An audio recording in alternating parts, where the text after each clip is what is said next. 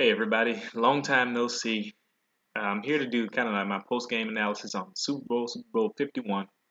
I'm a little bit late, but I had my notes done while the game was going on, but with school and whatnot, it tends to, slow down on when I can make videos and whatnot. But here we go. I'll start with some general overarching things I saw, and then I'll get into some of the specifics like I did in my other post-game thought videos.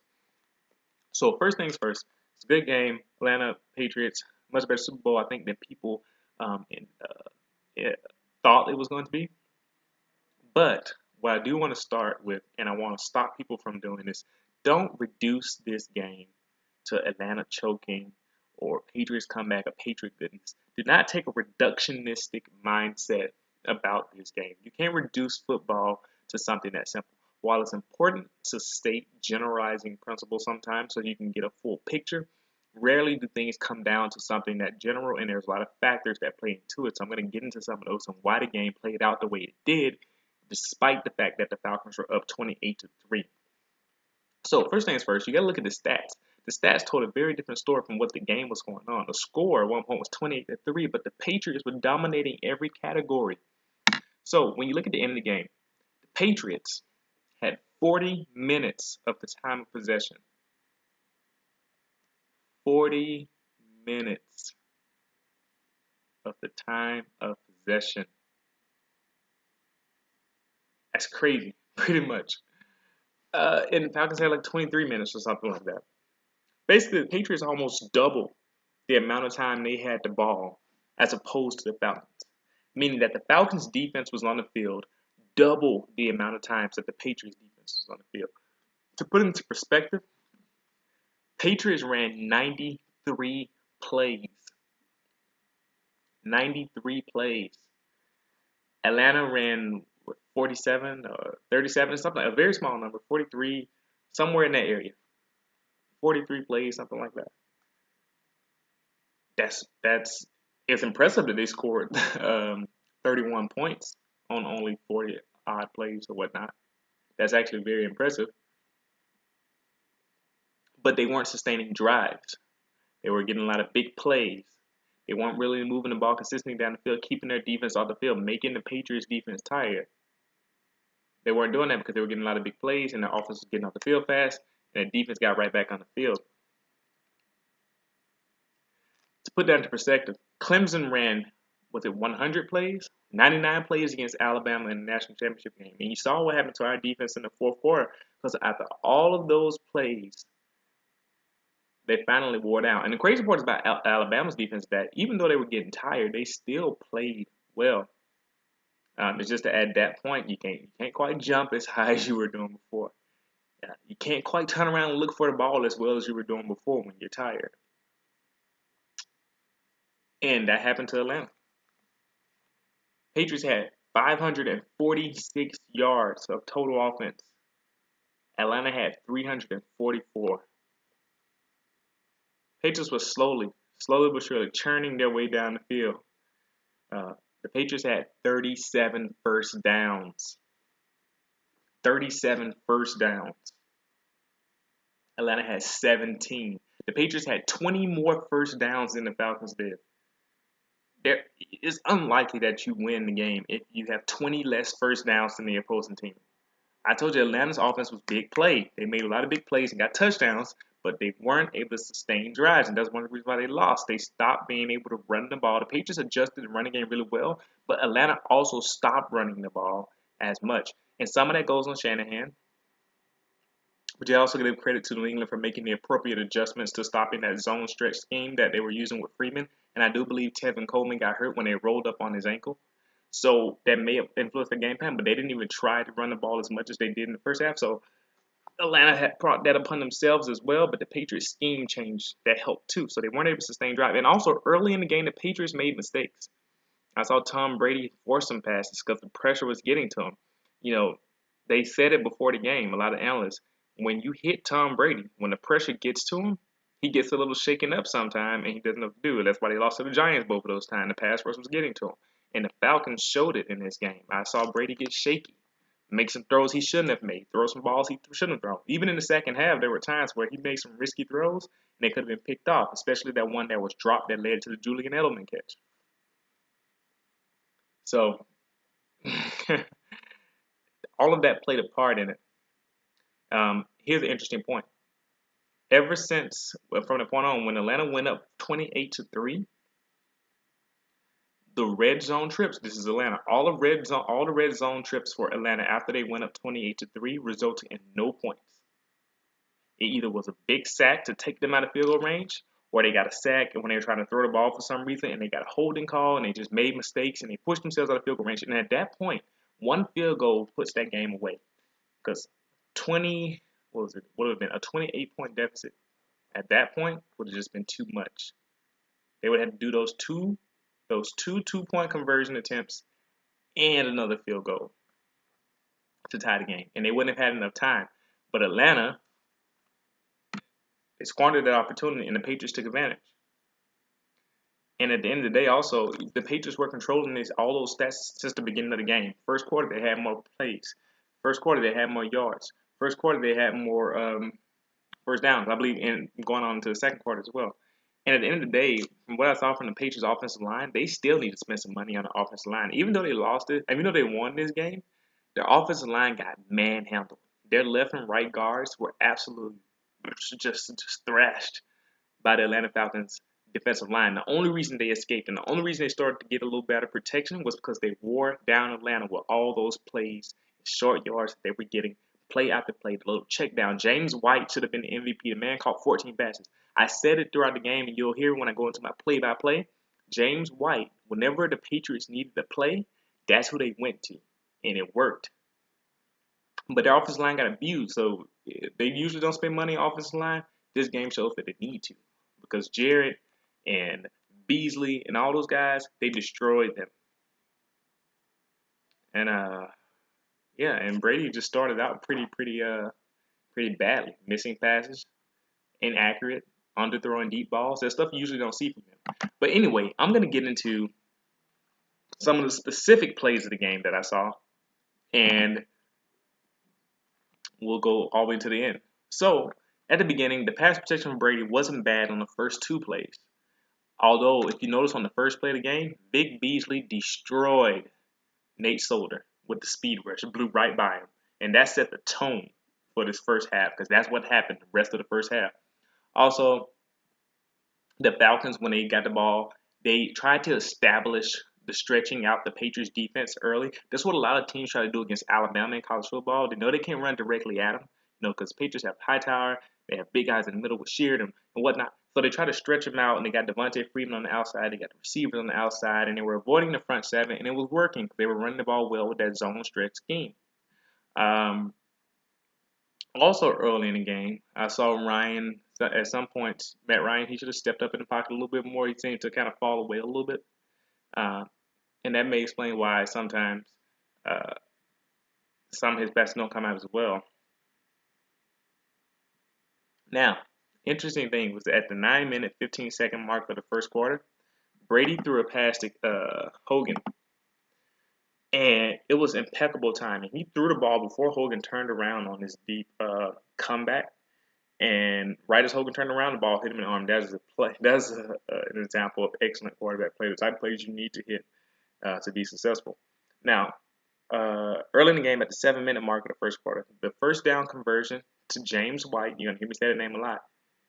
It was actually a bad pass. Brady threw it behind him. James White had to wait on it. Or he had to turn to get it, and luckily White was such a good receiver as a running back, caught it and was able to run for the first down.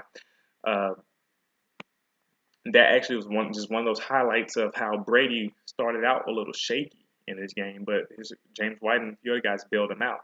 Also, Courtney Upshaw on his sack, a little bit after that, he absolutely destroyed the Patriots offensive line, pushed him down and knocked him into Brady. Courtney Upshaw, Alabama product right there. That made me proud. Oh, also at 5-minute, 55-second mark, good job by Tom Brady to throw back shoulder. He threw a back shoulder pass here, but he fell away from the pass because he felt the pressure. And this is an example of him feeling the pressure and throwing a bad ball because of the pressure. And he could have thrown a more back shoulder, but he fell away from the pass.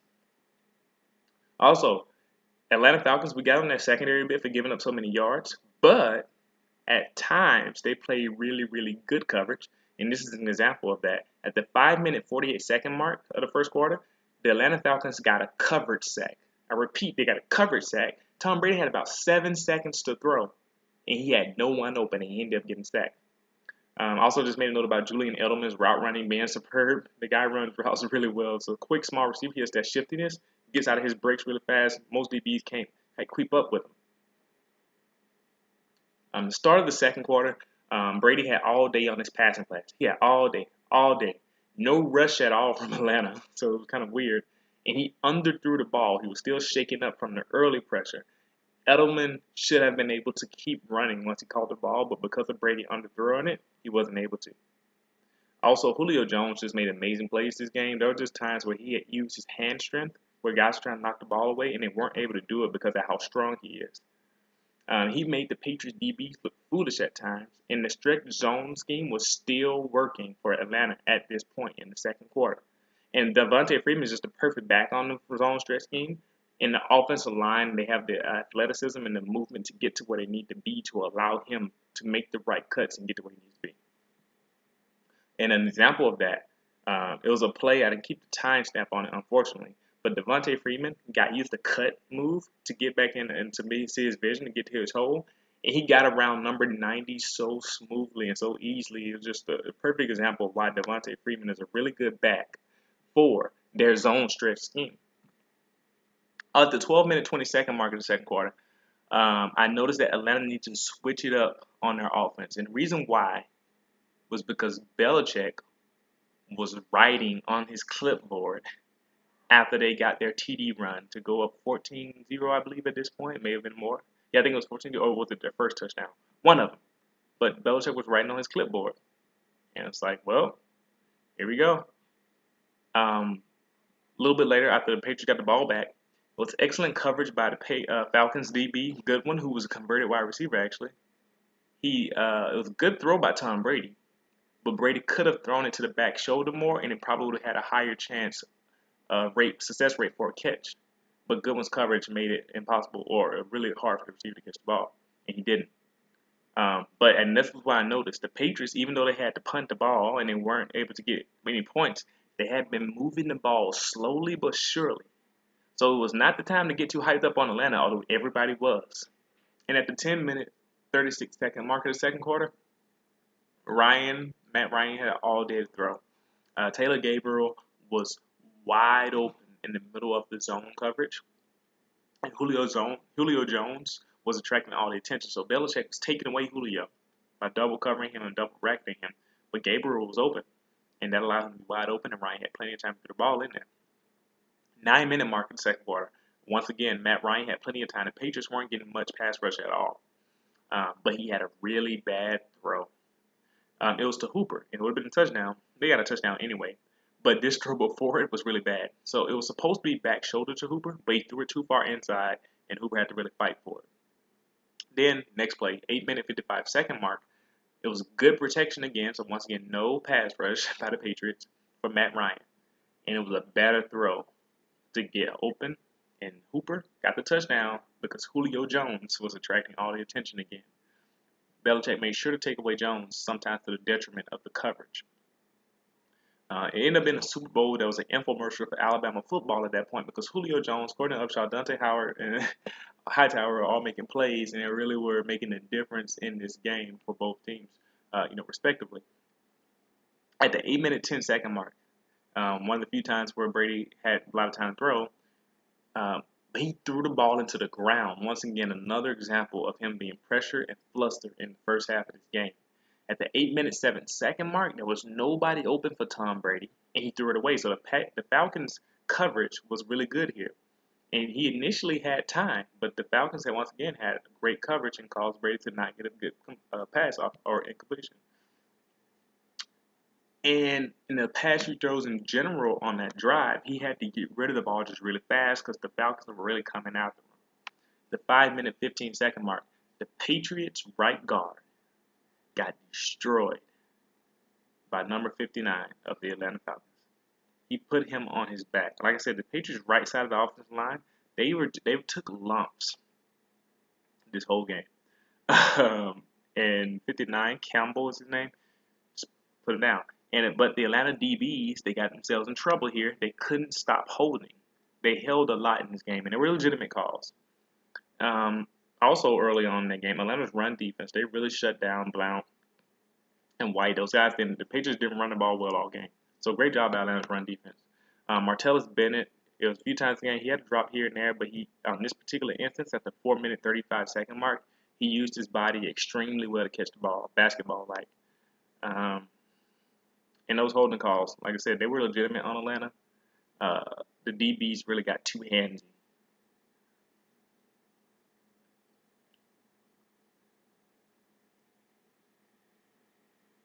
I think I made a note here. Yeah, I did. So I made a note here with the Patriots. They had got sucked into playing the Atlanta game. Atlanta was big plays, and they were just going to do pass rush because they were up big, and they were going to kill Brady. The Patriots probably should have ran the ball a little bit more, but their scheme ended up working out in the end where they wore Atlanta's defense out. But if it didn't, this would have been the problem. Why? Because they did not run the ball, and they allowed the Atlanta pass rush to just repeatedly come after them. And Brady's too slow to avoid it. Um, and I think that's when he made the interception. He made a bad decision on that interception he threw that was returned for a touchdown. He should have hit the underneath slant route. I don't know who the receiver was, but the underneath slant route was wide open. And instead of going for that, he tried to hit the rub route receiver on the slant. And the Mario Alford just happened to jump in front of the ball. He just happened to be there and got the interception. It wasn't necessarily great coverage. It was just bad decisions by Brady. And I never would have thought to see a Patriots team make that many mistakes, but they did, and that's why they were down 21-3. But I told everybody, be warned, at 21-3, Atlanta has forced 2 turnovers, but the Patriots are still moving the ball. Green Bay was up 21-3 on Dallas and had to kick a field goal to win. So I said, don't give up. And if they didn't. And after that, the Atlanta's rushers, they still were monsters. They were still giving the Patriots fits. So the Patriots still were reeling and they were on their heels, but they still had the advantage in all the statistics. So the game was not over. Um, and Tom Brady threw another bad pass. It was under 2 minutes left. Another 2 minutes left in the second quarter, and he threw another bad pass that could have been an interception, and that probably would have been icing on the game too. Um, at 1 minute 45-second mark, Tom Brady had forever to throw, and he completely overthrew Julian Edelman. It was absolutely absurd to watch Tom Brady throw like that. You never seen Tom Brady make that many mistakes in the game. At least not me. That was at the 1 minute 45-second mark. At the 1 minute 37-second mark, good movement in the pocket by Brady. So he started to get a little bit more comfortable here in the pocket, even though the Atlanta rushers were coming. But he was starting to settle down a little bit, and it was a good idea by him also to throw while the defender had his back turned. He threw it to James White, and one of the New England defenders, the Atlanta defenders, I think it was Deion Jones, the rookie linebacker, was on White, but he covered him well, but his back was to Brady. Brady threw the ball, White got the ball. A little bit after that, if Brady had to put the ball, he threw a pass to Julian Edelman. If he had put the ball in front of Edelman, it would have been a completion, but he threw a little bit behind, incompletion. And at this point, I noted that the underneath passes to White have been the Patriots' best offense. So they realized that if they keep going short, they'll have more success. And that's what they did. And it worked. And they got the Atlanta defense tired. And that was the end of the half. They didn't capitalize on their point. But they came out in the second half, and guess what? Their run defense was solid. And this was the start of the regression of the Atlanta run offense. And it didn't return after that. And I think one of the Atlanta DB got really, really aggressive on his press coverage on their next defensive series and really took the Patriots receiver to the ringer here. And I was like, man, that was wrestling almost. Um, at one point, the rookie Jalen Collins had great coverage, and it was a good throw by Brady, and Hogan dropped the ball. You probably remember this play. Hogan went up above Jalen Collins' head, and the ball just went right to his hand. But if Tom Brady had thrown him more back shoulder, Hogan wouldn't have had to go up, and he probably would have caught it. At the 12-minute 57-second mark in the third quarter, it was a great on-time throw by Tom Brady, but Edelman dropped it. And this is the play where he was running a little crossing route across the field, and he hit him right in stride, and Edelman dropped it. They were having trouble with mistakes, but Tom Brady had settled down at this point. At the 11-minute 36-second mark, a wide open Taylor Gabriel. And Matt Ryan threw it perfectly, hit him in stride. And this is because of Julio attracting attention again. 11-minute 7-second mark, Tevin Coleman He should have cut in instead of stretching. He's not a good zone scheme back, and it showed on this play. He cut in just trying to get as much yards as possible instead of stretching the ball to the outside, and he probably would have had room to run and could have possibly got a touchdown out of that play, or at least got down the field. At the 9-minute 30-second mark, I know an example of when a running back should be taking the yards that they can get instead of trying to stretch something out. Malcolm Butler made a mistake here. This is right before he went 23. Malcolm Butler had good coverage on the Atlanta receiver, but he wrapped him with his arm and jumped out to swat the ball. He didn't have to do that. And then after that, Matt Ryan hit Tavon Coleman in the flat for a touchdown against Ninkovich, and that was the last touchdown that Atlanta scored. And the problem is the Patriots at this point, their receivers, they don't really push the ball down the field because they're not tall, normal big body receivers. So you're not expecting them to go down the field. And that was scary at this point because they were down by so much and they would have to start going down the field. But that's what you would think. But the Patriots continued to dink and dunk, and they caught up because of it. And they did the trick play with Edelman. It wasn't a bad play call, but it was questionable placement for that throw by the play caller. Like, why would you have him throw across the field? The pass wasn't horrible by Edelman, but the play caller should have known to let him throw it a little bit in a linear line instead of across the field.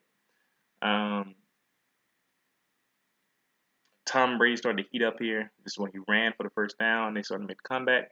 At the 2-minute 12-second mark, James White got a touchdown on another short pass by Tom Brady, and this is furthering my proof that he should have been the Patriots MVP because when they needed to play, they got him.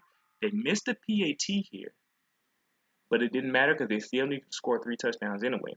Then Belichick tried to go for the onside kick. He thought he was Nick Saban. It didn't work. And here we are. The Falcons are in Patriots territory. All that they have to do is get a field goal, and this is where the mistake started. The Patriots front 7 turned it on, and it was here under 2 minutes left in the third quarter. And Sheard in particular started to make play after play and started to affect that Atlanta line. The adjustments by Belichick worked perfectly. Start of the fourth quarter, Tom Brady had more and more time to throw. He had so much time to throw on this first quarter in his first play to start the fourth quarter that I said it was ridiculous. The Atlanta pass rush was tired. They were on the field too much. At the 14-minute 28-second mark, Tom Brady had time to call his mom in the pocket in the fourth quarter. 13-minute 21-second mark. These are all in order. These are on the same drive. Brady had forever to throw again. He overthrew Julian Edelman really badly on this play. Edelman was wide open. But this just shows you that the Atlanta defense was tired. These little receivers were running past their DBs. Also, they realized they were tired. They were trying to play prevent defense. At the 13-minute 15-second mark, they started playing off way too much. And the Patriots defender, the receivers made them pay for it. The 12-minute 47-second mark, it was a beautiful pass by Tom Brady to James White on the short stick route. It was accurate, it allowed him to turn up the field, and he got more yards. He was Brady's best receiver on Super Bowl day. Poole had another holding call, and he definitely did hold there on this drive. At the 12-minute 22nd mark, Brady's best pass of the night. He hit Martellus Bennett on a route down the field, and Bennett was able to run right underneath that pass. Perfect throw.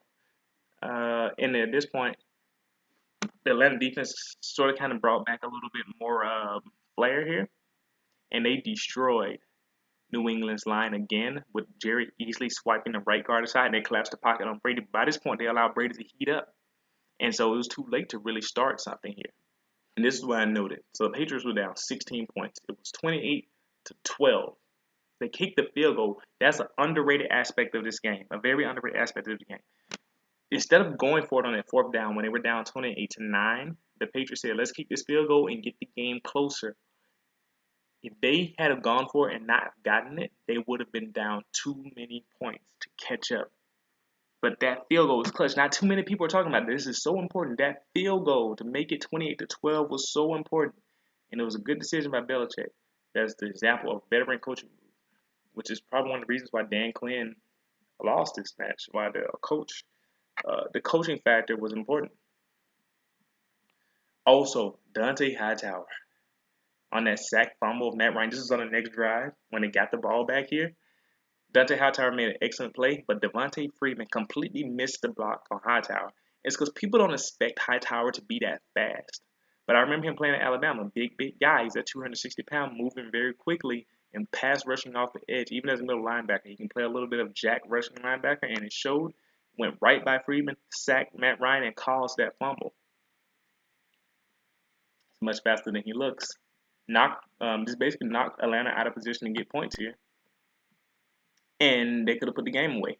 But great play by the Patriots defense.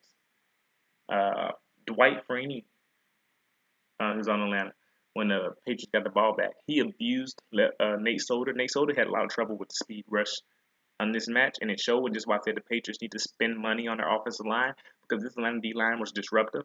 But Brady and the Patriots have found out how to neutralize it with shorter passes a little bit. And I know once again, it's because the Patriots can't push the ball down the field that they're losing. They weren't able to get the ball down the field and make the Atlanta DBs respect them, but they still got there because the Atlanta DBs started playing off coverage, started playing more pre-med, which is a bad decision. Malcolm Mitchell ran a beautiful route against Atlanta's Goodwin, and they got a nice pass there. The 6 minute 1 second mark in the fourth quarter. It's the second Patriots touchdown. They made it 20 or 18. Then they got the 2-point conversion. It was a great throw to allow Amendola to go up the field on an out route. So he ran a little out route. Brady hit him. He was able to turn up the field for a touchdown. And it was a perfect pass. And at this point, I knew they were in trouble because Atlanta's defense had been on the field for way too long. At one point, from the second quarter to the third quarter, Atlanta's offense hadn't been on the field in an hour, meaning that Atlanta's defense had been on the field for an hour. And that was earlier in the game. Now this is the fourth quarter, and the Patriots were repeatedly getting the ball back, forcing 3 and outs. The crazy part is they still couldn't stop Julio Jones. But the thing is, Atlanta's offense wasn't consistent. And this was a problem because they weren't able to get consistent. They weren't able to run the ball. Like I said, they hadn't run the ball particularly well since that early in the game. Now the Patriots had control of the clock. And it was impossible. Like I said, they couldn't defend Julio, but Matt Ryan and Atlanta couldn't stay on the field. And no matter how many excellent throws you make to your receiver, if you can't consistently move the ball and run the clock, when you're up big, you're more than likely going to lose.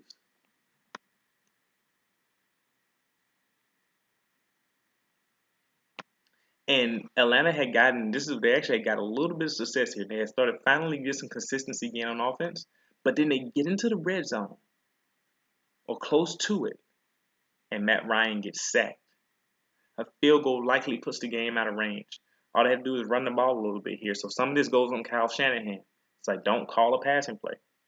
The play may have been open. Gabriel might have been open for a big play, but you still. Well, I don't criticize play callers in this way. I don't say he shouldn't have called the play, but him and Matt Ryan know that you shouldn't take a sack. So if anything, Matt Ryan should have just ran up, basically got a quick scramble for maybe 1 or 2 yards so that you don't lose the play. Just go down instead of trying to run back, instead of trying to make a play out of it. Just go down near the line of scrimmage so that you can stay in the field goal range. Kyle Shanahan should have been working on Matt Ryan with that, and Matt Ryan, as a veteran player, should have been known to do that. And Tom Brady took a beating, but he continued to get up and throw the ball. Showed great perseverance by him and by the team, by their trust in him. And because he took a beating, he still continued to make a few mistakes. Like here at the 3-minute 25-second mark, he underthrew the ball to Hogan. Could have been a completion, but he underthrew Hogan. At the 2-minute 37-second mark, it was an amazing pass breakup by Mario Alford. And it was a risky throw by Tom Brady. But it seems like there was a lot of contact on the play. They didn't call it on Atlanta then, so Atlanta didn't get all the bad calls, as a lot of people say. This is one of those examples where they got really lucky and they didn't get a PI because Alford really beat the receiver up here with a lot of contact, at least in my opinion. 2-minute 34-second mark. Amazing route, catch, throw, and effort by Malcolm Mitchell and Tom Brady. Just go look at that play. I'm not going to describe. 2-minute 34-second mark of the fourth quarter. Go look at that play. And this was right before the catch by Julian Edelman. So they basically had 2 great receiving plays back to back. That Mitchell catch was just not getting talked about at the 2 minute 34-second mark, and then the Julian Edelman catch, which is ridiculous because the Patriots finally are on the receiving end of one of those amazing catch plays, which they have been the victim of when they've lost in the Super Bowl. Um, and then after that was the same play. That was actually a badly thrown ball by Tom Brady. Tom Brady threw a really bad ball on that play where Julian Edelman made the catch. Alford should have caught that interception. And once again, this is Atlanta not capitalizing on their opportunity to end this game. Before they just needed an interception. Before they just needed a field goal. Here they just needed an interception. And Alford dropped the interception. He should have caught it. So Brady continued to make some mistakes, but he also had gotten on fire too. So he was like in this weird state of being kind of on it, but also still being shaken up by the pressure. So it took some Atlanta issues and some Patriots greatness to make this victory come about, this comeback come about. And at the 2 minute warning mark, Tom Brady hit Amendola on a crossing route in stride, and he finally seems to have got his rhythm at that point fully because he didn't make too many more mistakes after that. I think that was the last one probably. And the second half was partly due to Atlanta not capitalizing on opportunities to put this game away when they had a chance. I just have to repeat that over and over and over again. And then once again, I said it again on my Twitter. I said the Patriots have had the ball all game long, and the Falcons should be tired about right now. And guess what? They were. Because the Patriots went right down the field and tied this game up. So every time the Pats needed a clutch play, they dial up White, and they continued to hit him on those short plays. And on that last drive to tie it up, they hit him a lot.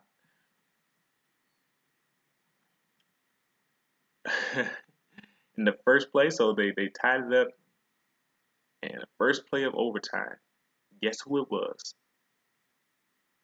James White. They threw it to James White because he had been their offensive team the whole time. He got them nice yards down that first play. And it was a first down, I believe. On the second play, perfect throw to Amendola on a crossing route. Hit Amendola in stride running down the field, running across the field. Tom Brady was on fire at this point. And then once again, the next play was great timing by Tom Brady on the throw to Hogan again, but it was too far inside and it could have been picked. So it was great timing on the throw, but it could have been a better throw. And he was throwing darts at this point. Atlanta's pass rush had disappeared. They were tired in the game, nothing more they can do. Tom Brady caught wind of it and took him out. And game-winning touchdown run, and that was lights out. That was it. Patriots win the game. Partly because of Atlanta squandered opportunities, partly because the Patriots were great and ready to make a return. But that is my analysis of this Super Bowl 51 matchup. It was really interesting. It was fun to watch. Thanks for paying attention. Let me know what you guys think. What did you see in the game? What were your favorite parts of the game? What were some of your favorite plays? You can put it down in the comment section. I would love to hear that. Let me know what you would like me to do next. I got some ideas, but I also want to hear from you guys. Thanks.